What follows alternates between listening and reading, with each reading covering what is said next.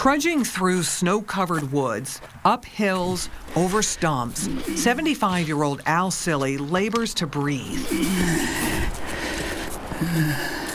His failing heart hasn't weakened his desire to care for hundreds of homeless cats roaming Concord.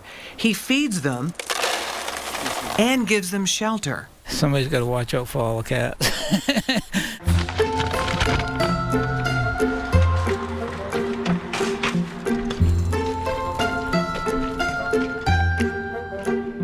So many cats, so many years, he's lost count.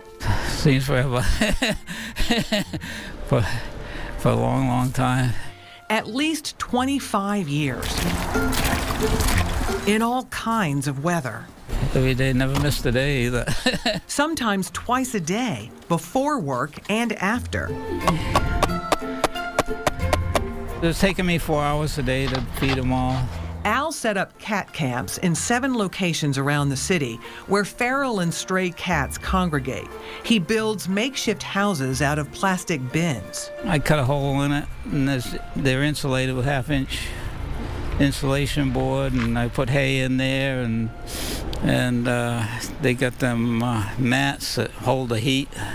Put them in there to keep them warm. On frigid days, he buries hand warmers in the hay and beneath water bowls. He even serves up hot meals, turning the dashboard in his old beat-up van into a stove.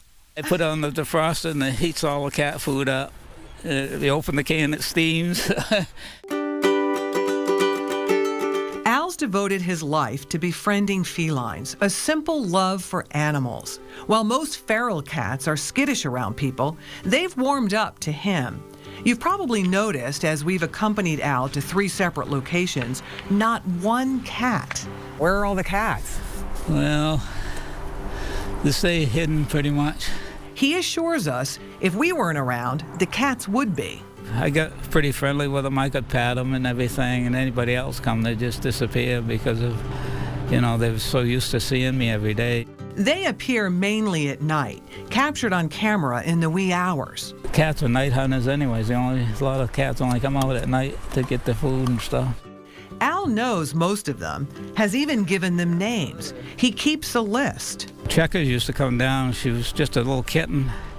And all you see is above the railroad tracks was just 2 little ears. She'd wait for me to bring her food. And then Shadow was a white and black cat, but it had black rings around the eyes, so that's why I named her Shadow. And then Rail Kitty, she used to walk the tracks. And Scuttlebutt. Scuttlebutt on the right there, and Shorty, Al says, are inseparable. He spoiled a cat he aptly named No Tail, shoveling a path through the snow just to make travel easier. I used to shovel all the way from the soup kitchen all the way down to Horseshoe Pond through the woods so No Tail could get back and forth. That's about a half mile. He actually shovels paths around each cat camp, forging trails, making food and shelter more accessible, an investment in time and money. Al goes through 32 cans of cat food a day at $1 a piece. Then there's dry food and supplies. That's probably why I was still paving, just to take care of the cats mostly. At 75, Al has no plans to retire from his day job driving a dump truck and paving roads, or from cat caretaking. But soon he may not have a choice. He's had 4 heart attacks, in and out of the hospital since Thanksgiving. His heart function, only 20%. We all basically knew this day was going to come when Al couldn't physically go out there and feed them anymore. Julie Schroppel counts herself as one of Al's gals. She and a few other volunteers work when Al can't and plan to take over when necessary. So this is a front foot and this is a back foot right there. Al's worked with Kathy Pierce for years, bringing litters of kittens to her organization Animal Allies to be spayed and neutered. His work credited with controlling the feral population in Concord. Kathy can't believe after his latest health scare, Al's back tending to the cats. is very amazing. He's an amazing person.